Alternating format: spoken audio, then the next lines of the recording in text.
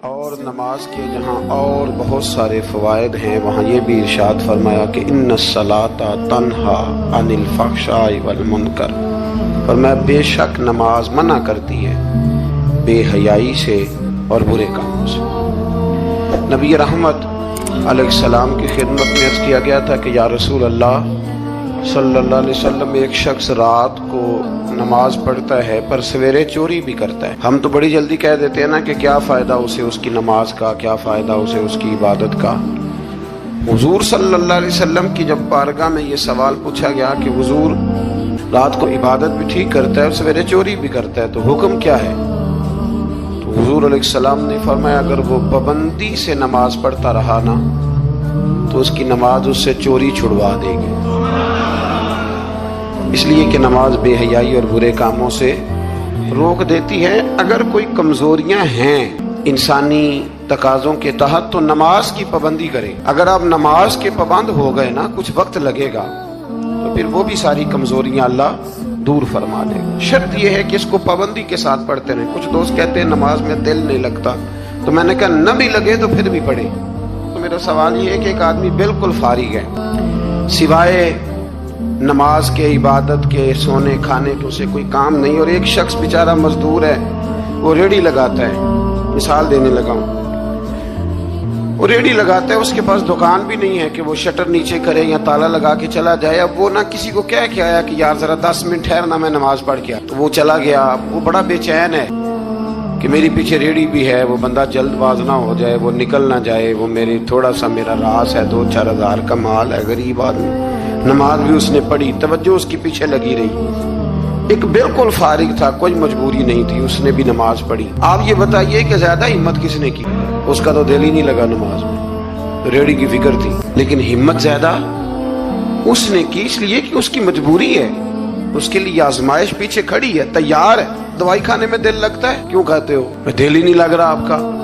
خدا نہ خواستہ خاکم بدن، اللہ ہم سب کو معاف فرمائے، اگر بچے کا آپریشن کرانا پڑ جائے تو دل کرتا ہے، کیوں کراتے ہو؟ اس کے لیے ضروری ہے۔ تو بھائی یہ فلسفہ ہی غلط ہے کہ میرا دل نہیں لگتا تھا تو میں نے چھوڑ دی۔ دل تو کئی دفعہ انسان کا دکان پہ بھی نہیں لگتا، بیچ دو گے؟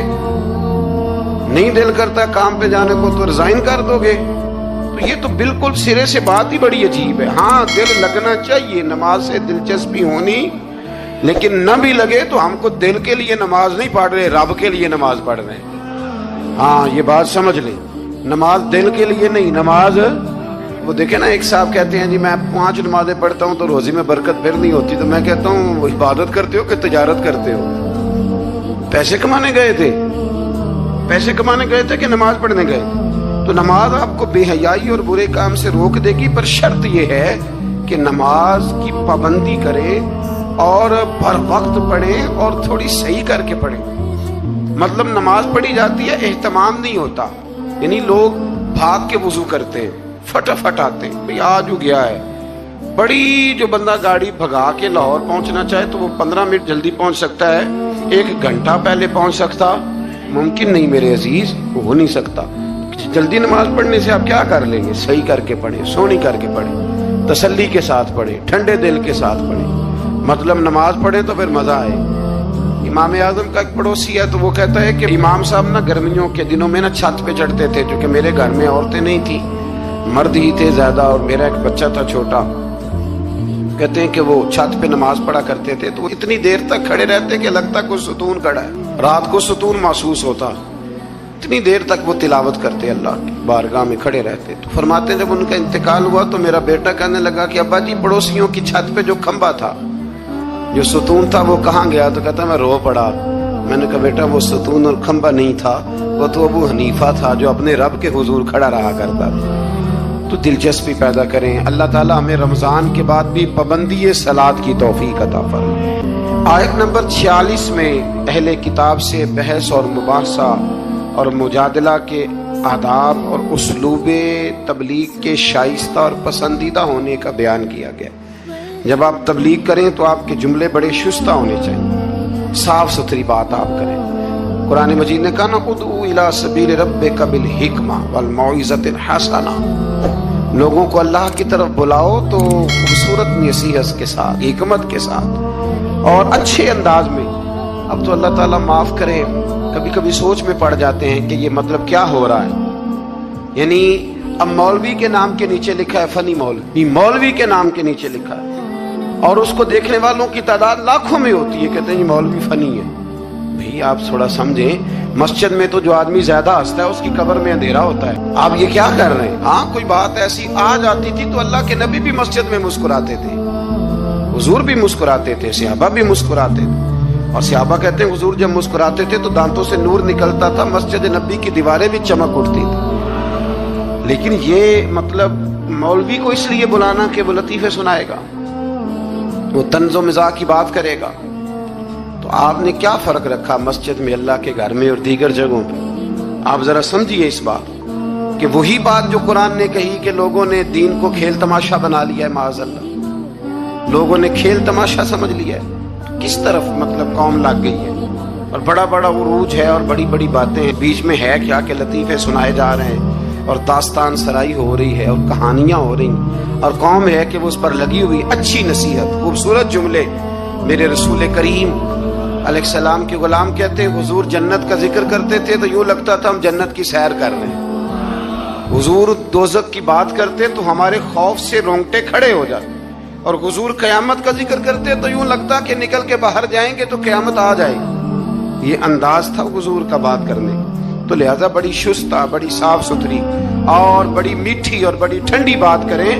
دین کی بات جب آپ کریں تو پھر اس میں حسن چھلکے. عام آدمی اور دیندار آدمی کے لب و لہجے میں فرق ہونا چاہیے، اسے سمجھنا چاہیے. اللہ توفیق عطا فرمائے.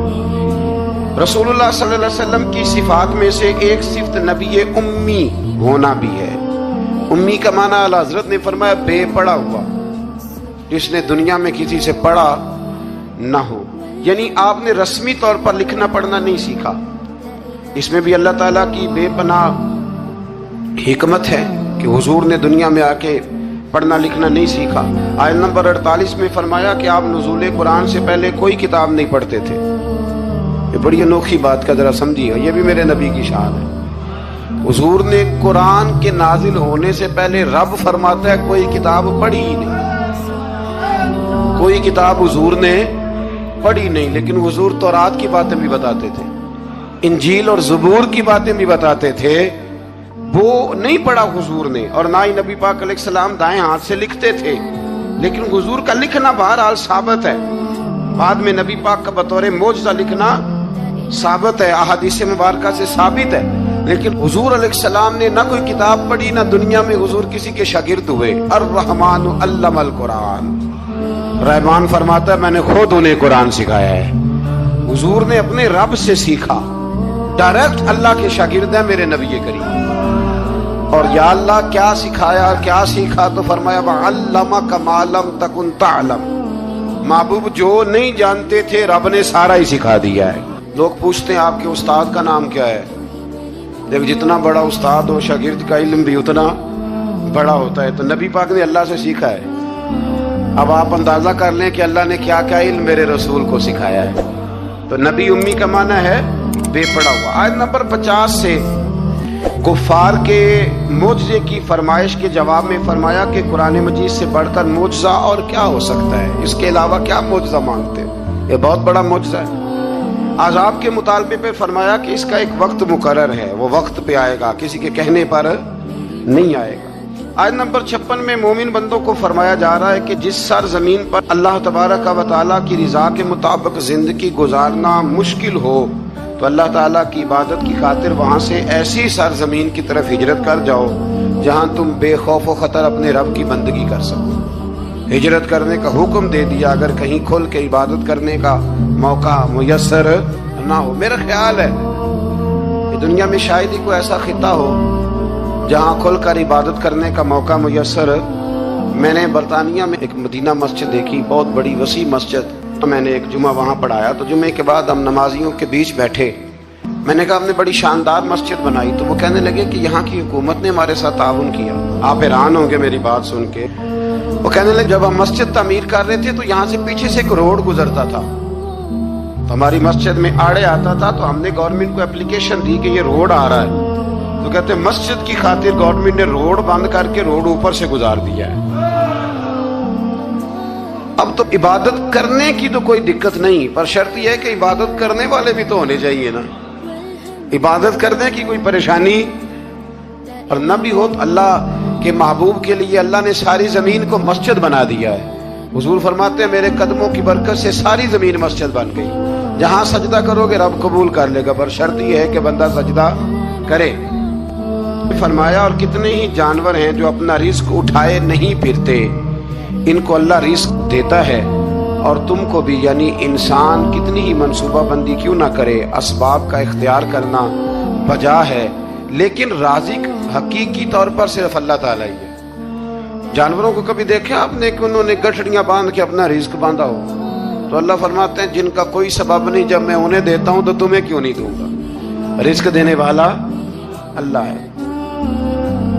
پھر آگے جا کے آیت نمبر 64 میں فرمایا کہ دنیاوی زندگی کے کھیل اور تماشا ہونے اور اخروی زندگی میں اصل زندگی ہی تمہارے لیے وہ ہے جو آخرت کی زندگی ہے۔ دنیاوی زندگی تو صرف کھیل اور تماشا ہے، کھیل ہے۔ مطلب جب کوئی دنیا سے چلا جاتا ہے تو پھر لوگ کیا کہتے ہیں؟ کوئی کیا کر سکتا ہے؟ کر سکتا ہے کچھ؟ یہ تو ایک کھیل اور تماشا سا ہے۔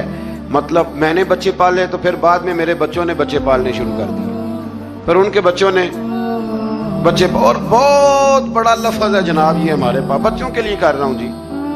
اور ابا جی کی عمر 85 سال ہو جاتی ہے تو بچے کہتے ہیں ابا ایک دکان ہی دے دے، اندر تو ہنوں نہیں دینی، وہ جو تہاڈے لیے کمایا ساری عمر۔ تو میں کہتا ہوں یہ جو بچوں کا بہانہ ہے نا، یہ بہانہ ہے۔